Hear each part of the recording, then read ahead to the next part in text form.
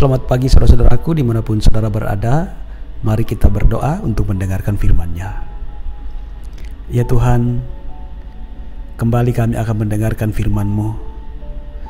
Biarlah Engkau menolong kami Tuhan, menyingkapkan setiap kebenaran firman-Mu yang akan kami dengarkan, supaya melalui kebenaran-Mu itu hidup kami semakin mencerminkan layaknya murid-murid Tuhan Yesus. Di dalam nama Tuhan Yesus kami berdoa. Amin. 1 Korintus 10 ayat 12 firman Tuhan, sebab itu siapa yang menyangka bahwa ia teguh berdiri, hati-hatilah supaya ia jangan jatuh. Demikian firman-Nya. Saudara-saudaraku, renungan pagi edisi 6 November 2020, supaya tidak jatuh, hati-hatilah. Kehidupan ini laksana lautan. Orang yang tiada berhati-hati dalam mengayuh perahu, memegang kemudi dan menjaga layar, maka keramlah ia digulung oleh ombak dan gelombang, hilang di tengah samudra yang luas.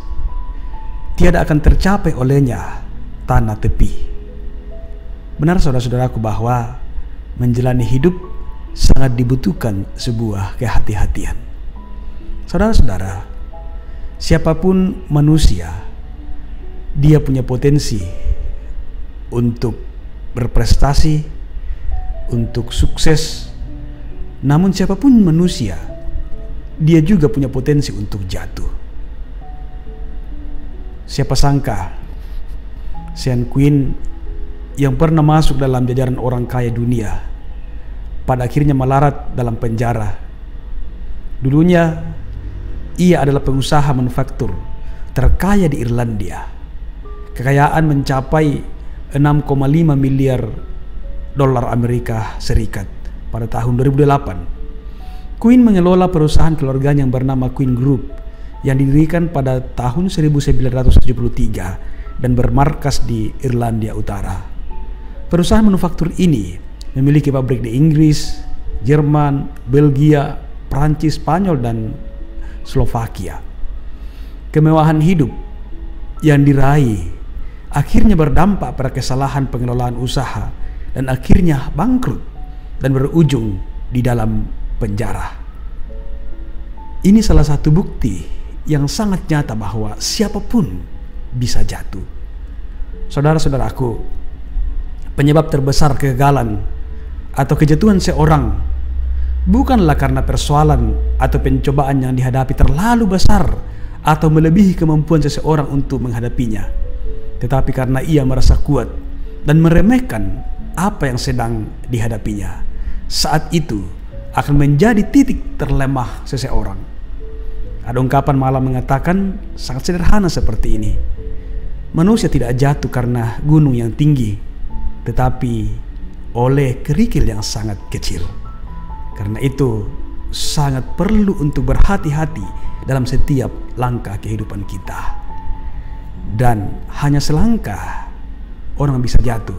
Sehingga Salomo mengatakan dalam Amsal 16 ayat 18, kecongkakan mendahului kehancuran dan tinggi hati mendahului kejatuhan. Saudaraku, kalau demikian, apa yang harus kita lakukan saat menghadapi tantangan hidup?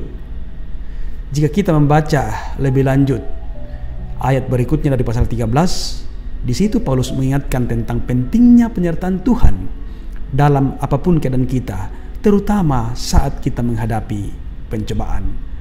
Kalau ada penyertaan Tuhan, maka Ia akan memberikan jalan keluar atas segala persoalan, bahkan kebuntuan-kebuntuan yang kita hadapi, sehingga kita bisa melewati setiap masa sukar dalam kemenangan bersama dengan Tuhan Yesus yang adalah pemilik kehidupan ini. Dan Roma 8 ayat 31 mengatakan bahwa jika Allah di pihak kita, siapakah yang akan melawan kita? Saudara-saudaraku, manusia bisa saja mengandalkan kekuatannya dan bisa meragukan kekuasaan Tuhan. Namun itu adalah paham orang-orang yang sementara berada di ambang kejatuhan. Hanya selangkah saja menuju kejatuhan.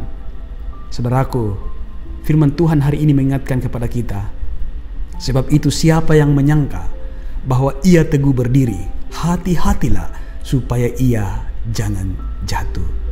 Tuhan memberkati kita sekalian. Haleluya. Amin. Mari berdoa.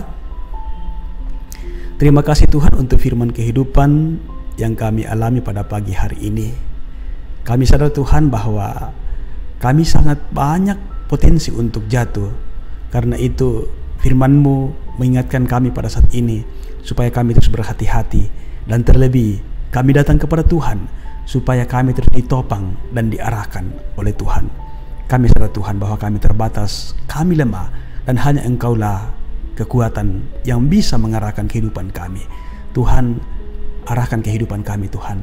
Biarlah kami terus berjalan di dalam tuntunan kasih sayang Tuhan. Ampuni kami, di dalam nama Tuhan Yesus kami datang berdoa kepada Bapa di sorga. Amin.